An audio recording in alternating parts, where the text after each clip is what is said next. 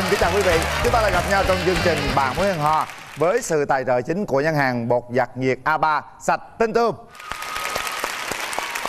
Và không biết là hai cặp đôi ngày hôm nay họ có đồng ý nhấn nút hẹn hò với nhau hay không. Và bây giờ quá. Lo lắng. Đúng nhưng rồi. Chúng ta sẽ đến ngay với cặp đôi đầu tiên. Xin mời Hạ Màn.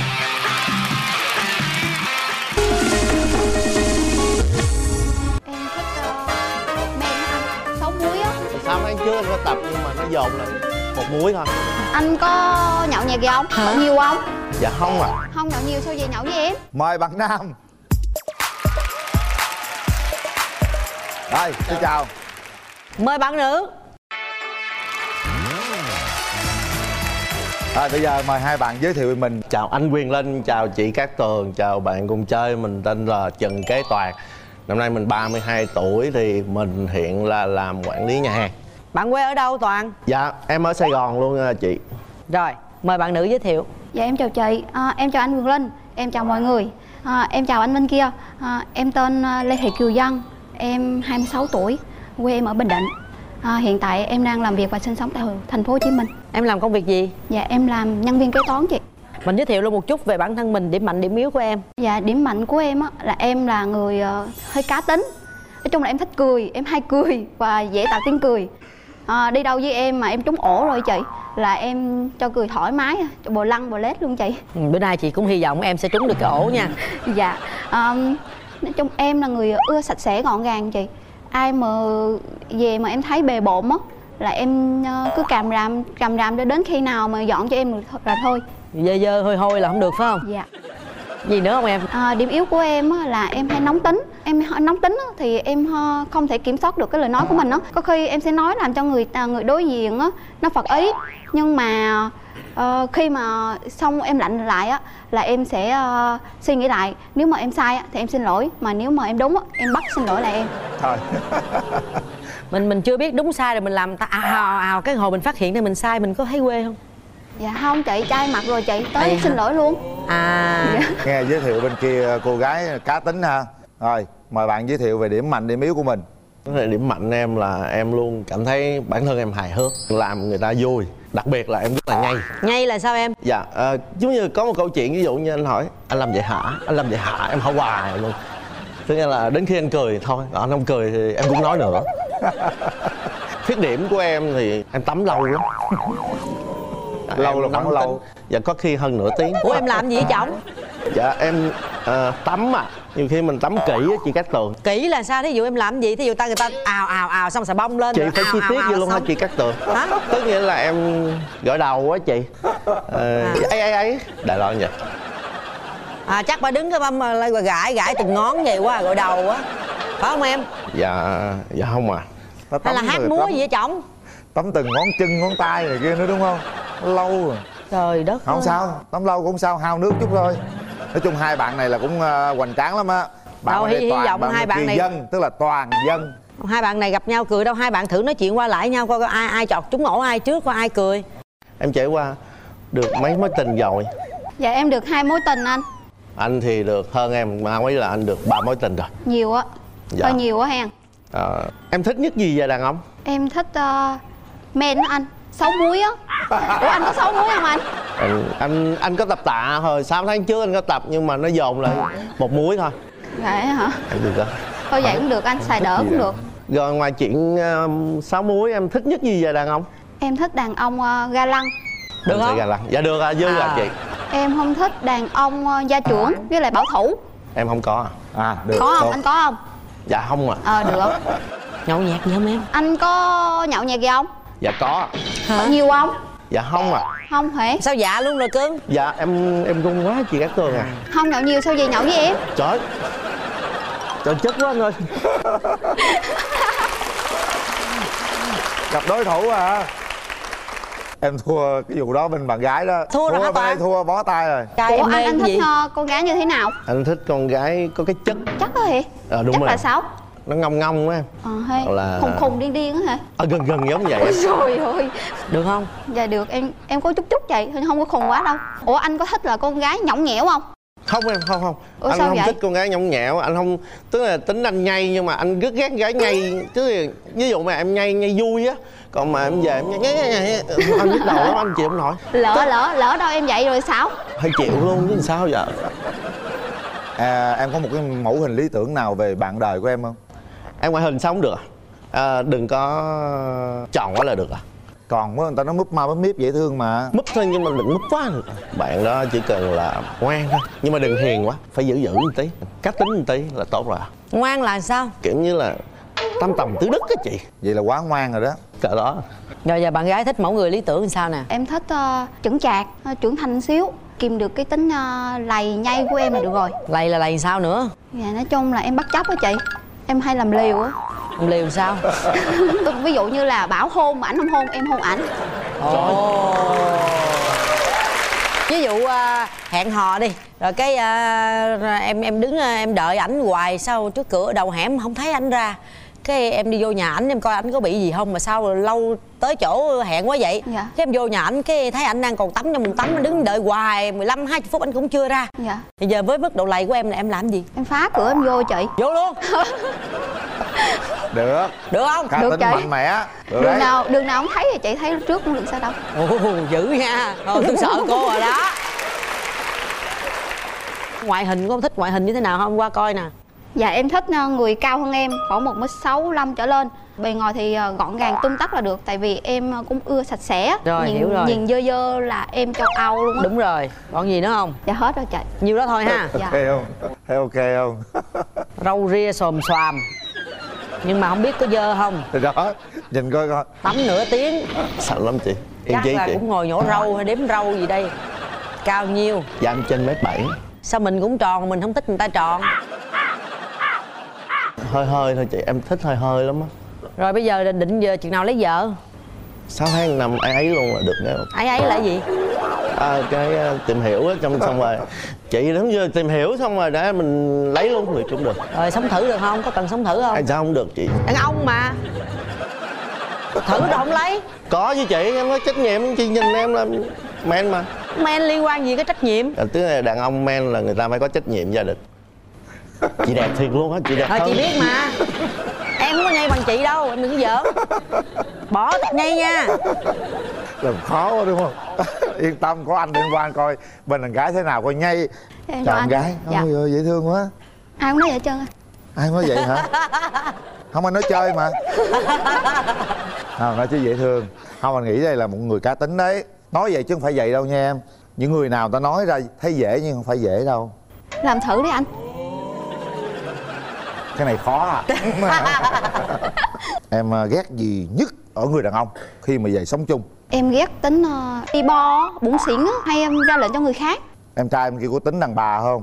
Dạ không à. Không.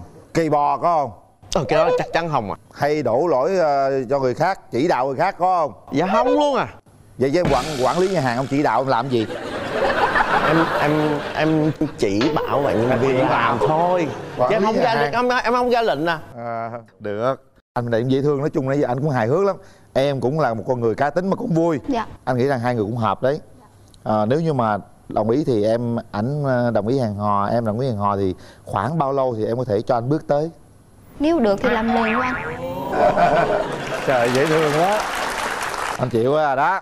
Làm luôn nha. Em có đi chung người thân hay Đúng không? gì Dạ, Đúng. hôm nay em đi với em gái, mấy chị đồng nghiệp với lại trợ lý của em.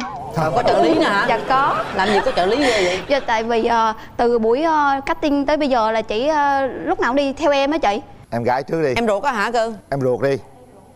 Dạ em thấy thì anh cũng được, chắc cũng hợp với chị của em. Có gì không ổn không em? Thấy mặt em vẻ nhăn nhăn vậy, em không ổn chỗ nào em nói đại đi. Chị em thì thích đàn ông hơi trưởng thành mà em thấy anh thì nói hơi nhiều. Vậy là chưa trưởng thành đó, ý ta nói vậy đó Toàn. Dạ.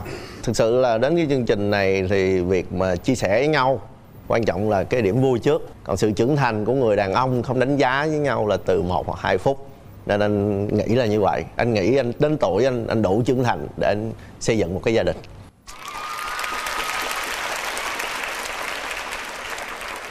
Rồi, tới cô trợ lý coi sao. Trợ lý đi theo bữa giờ. Dạ em xin chào anh Quyền Linh, chị Cát Tường cùng quý vị khán giả tại trường quay. Thì Dân ơi, chị thấy anh bên này rất là hài hước, lanh nữa và rất là hiện đại. Chị thì lại thấy là rất là hợp với em. Nói về Dân á, thì em nói thiệt là Dân á, là một cây cười của công ty. Cho nên là nhiều khi đang làm trong một cái môi trường rất là căng thẳng và bế tắc vậy đó, thì chỉ cần Dân nói một câu thôi thì cái không khí căng thẳng nó không còn, nhưng mà công việc thì vẫn bế tắc. Sao bạn Toàn, lực lượng của mình đâu? Dạ hôm nay em đi với lại đồng nghiệp của em à. Dạ chào anh Quyền Linh và chị Cát Tường ạ. Chào khán giả trường quay ạ. Anh Toàn là sếp của em. Cũng như anh Toàn nói, anh Toàn là một người hòa đồng vui vẻ, ảnh trưởng thành. Bình sếp ha. Chị theo ảnh thì em nghĩ là ảnh không làm chị buồn đâu. Anh có cái tật xấu gì nãy giờ anh chưa khai nữa không?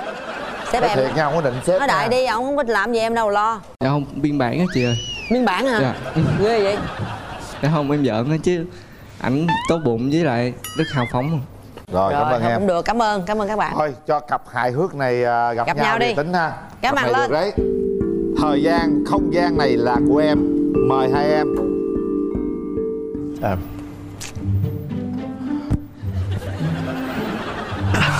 Cái gì vậy?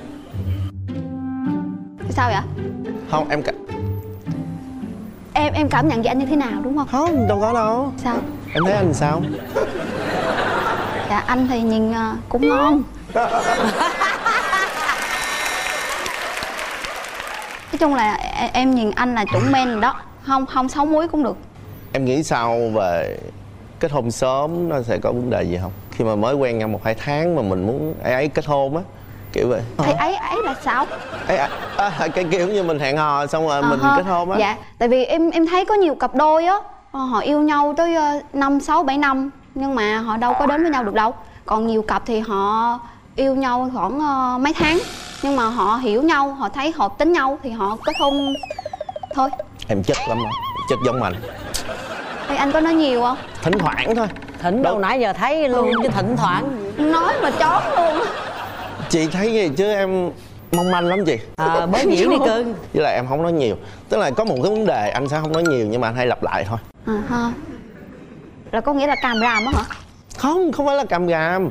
Tức là một cái vấn đề, thí dụ như em dễ thương thì anh sẽ khen em hoài, kiểu vậy. Đồ, cái đó được, cái đó được á. Mỗi ngày khen cái ngày đó anh nói hoài luôn, kiểu vậy. Mình hát tặng bạn bài tỏ tình này kia, tình cảm lên. Trời em rung lắm luôn á. Ok. Em bắt đầu được chưa? Được, sân khấu là của em mà. Em cười em đừng căng thẳng, anh rung lắm á. Tại vì chưa bao giờ anh ca trước mặt mọi người đông như vậy. Nếu không hán lên nặng lòng gia duyên, nếu không nói ra làm sao biết anh thương em. Anh sẽ nói em nghe những điều chưa bao giờ, hay là mình cứ bất chấp hết yêu nhau đi em. Anh rung hết chị. Tiếp đi Đăng, hay mà. Tiếp đi. Anh muốn nữa. Hay. Em thuộc bài như đó. Em còn muốn hỏi anh gì? Đứng hình luôn hả cưng? Dân. Dạ em biết hỏi gì hả chị? Yêu là một cái cảm giác là nhìn là thích, kéo màn là ấy cơ xúc lắm luôn rồi đó. Thì hy vọng là sau chương trình này chúng ta có thể đi hẹn hò, chúng ta sẽ biết tính tình nhau nhiều hơn. Dạ.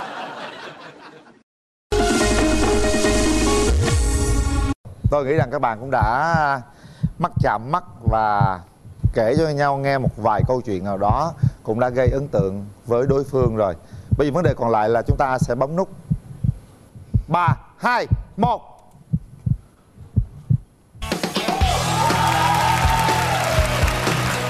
Tài luôn.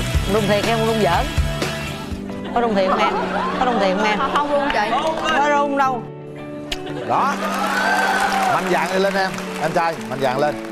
Đây là những vé xem phim của hệ thống cùng rạp Cinebox 212 ly chiến thắng. Ủa nãy hung rồi luôn hả? Hung rồi. Em quay qua lấy quà cái hung quay Cặp qua. này rất là hiện đại, anh thích như thế. Trời mình đừng có. Không bao giờ cô này hung lại ảnh coi. Cao quá chị quá rồi chết. Dễ thương. Gửi tặng hai bạn nước xịt thơm miệng thảo dược Relax và hy vọng là hai bạn sẽ sử dụng món quà này nè. Đây là một suất chụp ảnh cưới cao cấp trọn gói trị giá 15 triệu đồng, có thể áp dụng tại Đà Nẵng hoặc thành phố Hồ Chí Minh trên các hệ thống của áo cưới Island nếu như hai bạn tiến tới hôn nhân. Hy vọng sử dụng nha.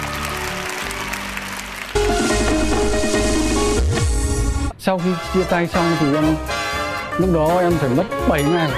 7 ngày không ăn uống, chỉ có uống nước với sữa thôi. Ghê vậy. Vâng. Bây giờ chúng ta sẽ tiếp tục với cặp đôi thứ hai. Xin mời Hạ Màn. Mời bạn nam. Chào. Mời bạn nữ.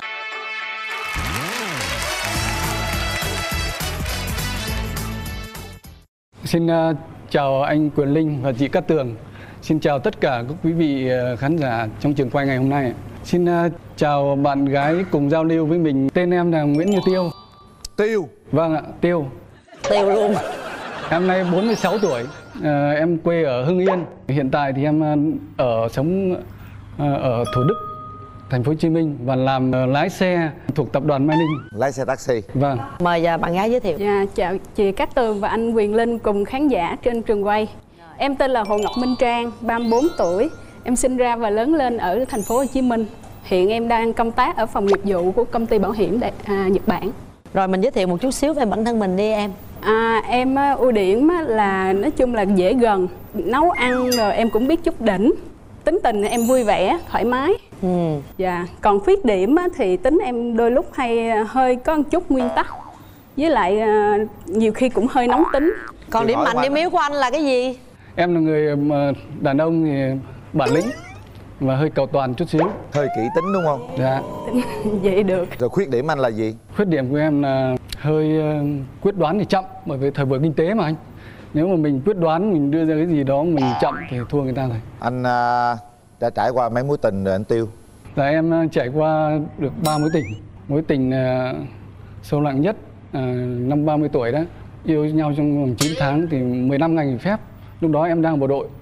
Thì lúc đó là khi mà đi Pháp vào xong thì cái thời gian liên lạc ấy, nó giãn dần ra. Và đến khi mà em vào đến nơi thì cái cảm giác đầu tiên là rất xa lánh. Sau đó là bạn gái mới nói là bố mẹ mình đã nhận chồng người ta rồi. Sau mối tình 9 tháng nó chia tay thì đến năm nay là bao lâu rồi anh?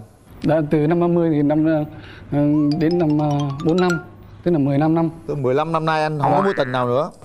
Thì 15 năm đó thì sau khi chia tay xong thì em lúc đó em phải mất 7 ngày. 7 ngày không ăn uống, chỉ có uống nước với sữa thôi. Ghê vậy. Vâng. Em quyết định xin nghỉ bộ đội và em thay đổi, em ra ngoài em làm. Thì em ra ngoài em đặt ra một kế hoạch rất cụ thể và hành động rất quyết liệt. Tức là 4 năm tuổi ấy, thì em thực hiện được cái giấc mơ là mua nhà. Mua được nhà rồi. Dạ. Rồi bây giờ tới phiên bạn gái, mình cũng kể chút xíu về tình trường của mình ha. Em đã trải qua bao nhiêu mối tình rồi? Em trải qua khoảng 3 mối tình. Thì mối tình cuối cùng là em cũng định đi đến hôn nhân. Nhưng mà khi mà tính tới hôn nhân thì mới xảy ra một chút mâu thuẫn về cách sống với lại về tôn giáo. Cho nên không có thỏa thuận được. Cho nên cuối cùng là tụi em chia tay nhau. Mà quen được bao lâu? Em quen cũng 1 năm mấy. Đó là mối tình cuối cùng. Dạ, cách đây là bao lâu rồi? Dạ cũng gần 2 năm rồi. Gần 2 năm rồi. Dạ. Rồi thôi mình bỏ qua mấy cái chuyện buồn đó đi. Bây giờ mình vô chuyện hiện đại đi ha. Mẫu người lý tưởng đi. Bây Đúng rồi. giờ anh trai, anh muốn tìm một mẫu người phụ nữ như thế nào? Em thì đơn giản thôi. Em muốn một người, bởi vì em cao 1m69 thì em muốn một bạn gái cũng cao xem như thế để đứng cho nó đẹp. Mang giày lên là cao. Mang giày lên là cao ha. Dạ. Có điều gì em không thích, anh không thích ở người vợ tương lai của mình không? Dạ, em không thích ở người bạn gái nữa là bảo thủ cố chấp mà không thiếu tôn trọng lẽ phải. Đơn giản vậy thôi Em ha. luôn luôn cầu tiến vươn lên ạ. Rồi dạ. Mời em, còn em thích một người bạn trai như thế nào? Em thích mẫu người là đừng có gia trưởng, phải tâm lý một chút. Em không chịu được mùi thuốc lá cho nên là đừng có biết hút thuốc là được. Ồ, anh có hút thuốc không anh? Dạ, không hút thuốc ạ. Cái này đạt tiêu chuẩn ạ. Đạt tiêu chuẩn đúng không? Về ngoại hình? Ngoại hình thì cao trên 1m7, khoảng 1m7 đổ lên. Dạ. Được, tốt, anh này bên đây tốt lắm. Anh cao nhiêu? Cao cỡ 1m7. Nói chung là tương tác mất 2 được. mí không anh? 2,5 mí luôn. 2,5 mí luôn. Bây giờ em cảm nhận anh này thế nào? Nghe ảnh nói chuyện thì thấy ảnh sống cũng tình cảm. Cái tuổi anh có thể lớn hơn em một chút xíu. Nói chung tuổi tác lớn hơn thì cũng không quan trọng là tính tình của ảnh. Đúng rồi. Tức là họ phải thật thà một chút, chịu khó tìm hiểu mình, chịu khó hiểu tâm lý của mình á. Anh này thật thà nha, có chí hướng, có tiến thủ đàng hoàng, có vạch hoa ra kế hoạch đàng hoàng. Thì đó, em thấy đó cũng... Nhưng mà hơi kỹ tính chút xíu đó. Kỹ tính cũng đỡ, tại vì tính em ghét mấy người ở dơ bày ra rồi không dọn á. Không sao, anh thấy được ha. Bây giờ nếu được thì bao lâu em tiến tới hôn nhân được? Thì nói chung em cũng muốn, nếu mà được thì cưới liền cũng được. Rồi kế hoạch sinh con mình thì sao? Nói chung thì em cũng muốn cưới xong là có con liền á. Vậy ha, thôi để chị hỏi ảnh coi. Nãy giờ tôi cũng nôn muốn gặp anh này lắm nè. Dạ chào anh. Xin chào chị. Dạ vẫn phong độ quá ha.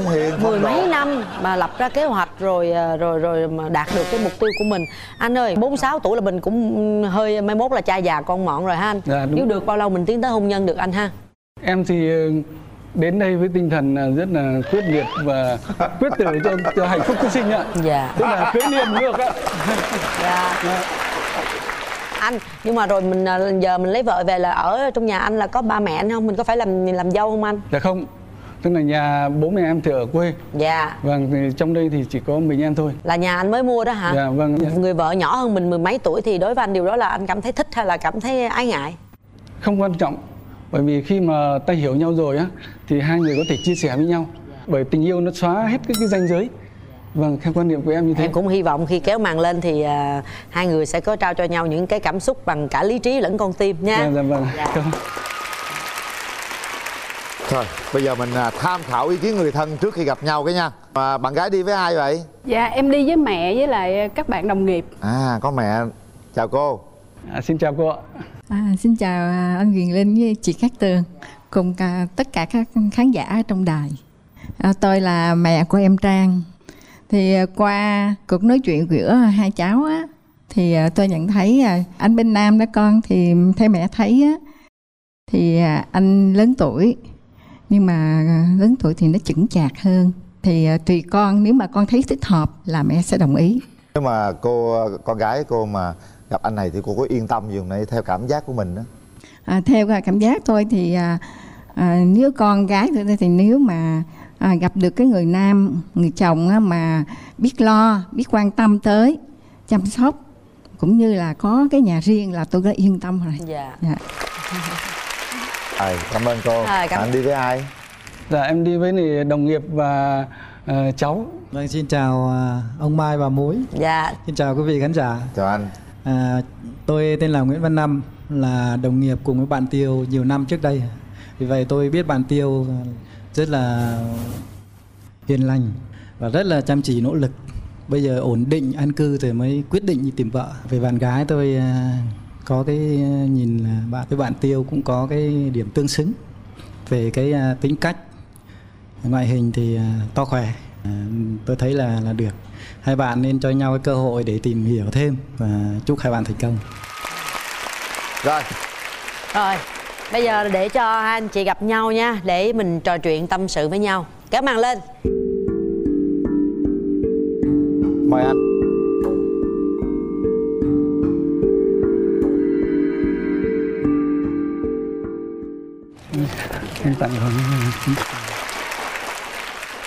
Mình cảm nhận về người đầu tiên mình mới gặp mặt sau thời gian nãy giờ nói chuyện, mọi người góp ý này kia, mình cảm nhận đi.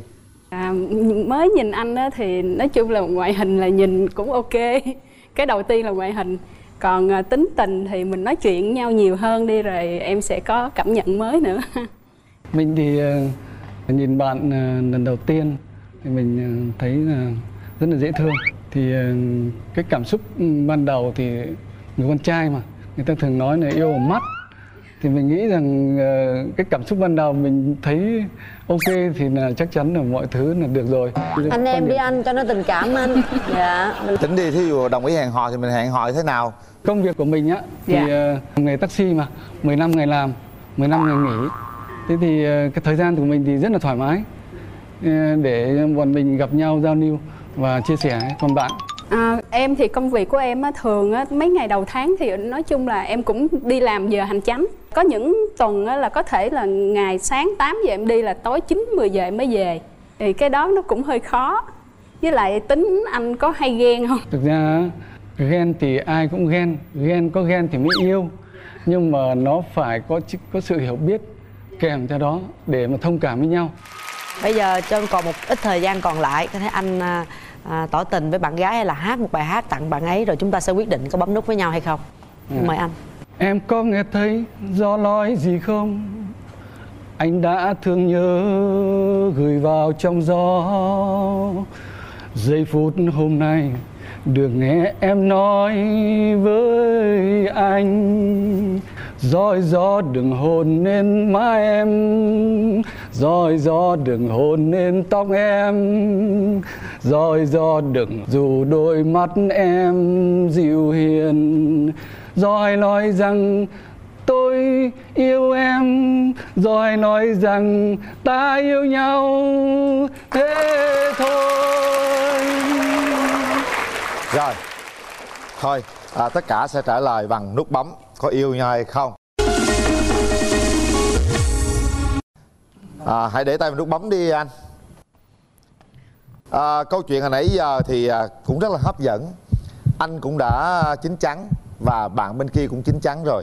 Suy nghĩ thật kỹ, nhắm mắt lại xem nửa trái tim bên kia có thuộc về mình, có sẵn sàng đồng hành với chúng ta trong suốt chặng đường còn lại hay không. Hãy quyết định điều đó trong 3 tiếng đếm. 1 2 3.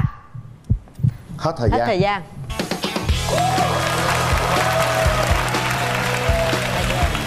Chúc mừng anh. Nào, bây giờ chính thức chúng ta nắm tay nhau đi. Ngày hôm nay chúng ta hãy trước mặt mọi người hãy hôn nhau một cái để mình gọi là đánh dấu ngày gặp mặt đầu tiên đi anh. Rất nhẹ nhàng, dễ thương. Nhưng có một điều cũng hơi nhạy cảm này, mình nói vui anh nha, nhưng mà nó là sự thật đấy. Hồi xưa giờ chắc biết bố mẹ đặt tên anh sao, mà cái tên Tiêu thì nghe nó cũng... Bố mẹ em sinh vào cái quý Nguyên Tiêu đó. Thế là mới đặt luôn như thế để dễ nhớ. Bây giờ cái tên anh nó có thể là thêm dấu gì cũng mệt lắm. Thêm dấu sắc đi, dấu sắc ha, hoặc là tiếng Tiếu gì đó thì cho nó vui hơn, cho đời nó phiêu lưng hơn chút xíu anh nhỉ, được không anh? Được nha. Thôi thế này, sẵn đây tôi xin chúc cho anh Tiếu chị Trang sẽ sớm có một cái thiệp mời gửi chúng tôi, và đây là chiếc vé xem phim của hệ thống cụm rạp Cinebox 212 để chiến thắng, để có một không gian thật lãng mạn để hiểu nhau nhiều hơn á. Em cũng xin gửi tặng anh chị nước xịt thơm miệng thảo dược Relax. Và đây là phần quà em rất muốn anh chị sử dụng. Đây là một suất chụp ảnh cưới đặc biệt trị giá 15 triệu đồng, áp dụng tại Đà Nẵng hoặc thành phố Hồ Chí Minh trên các hệ thống của áo cưới Island.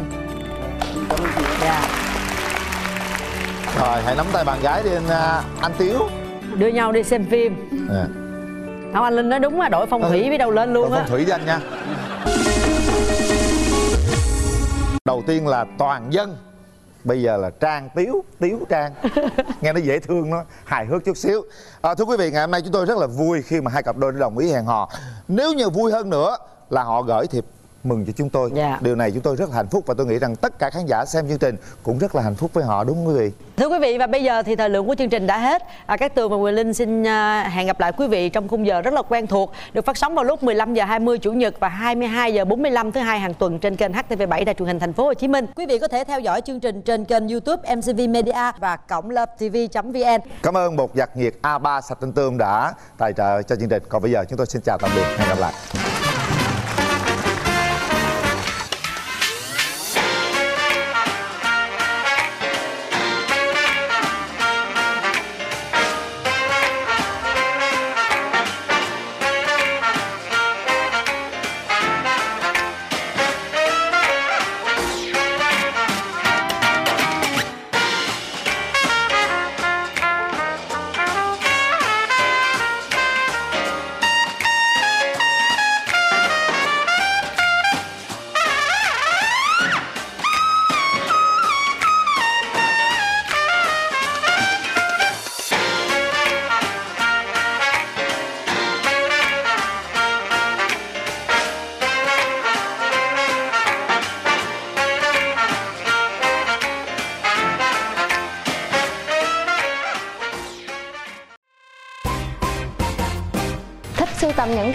mới để nấu cho những người mà mình thương yêu. Khuyết điểm của em là em không biết đi xe máy.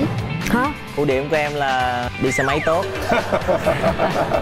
Mình chân thành quá cũng không tốt nữa. Em hay đặt đồ mà đặt một cái canh cái nào cũng rẻ tiền. Đóng tính đặt đồ mà mình có suy nghĩ lựa chọn. Anh hét vào mặt em hoặc là ném cái gì vào xuống đất chắc em sợ lắm. Chương trình Bạn Muốn Hẹn Hò được phát sóng vào lúc 22h45 thứ hai hàng tuần trên kênh HTV7 Đài Truyền hình Thành phố Hồ Chí Minh.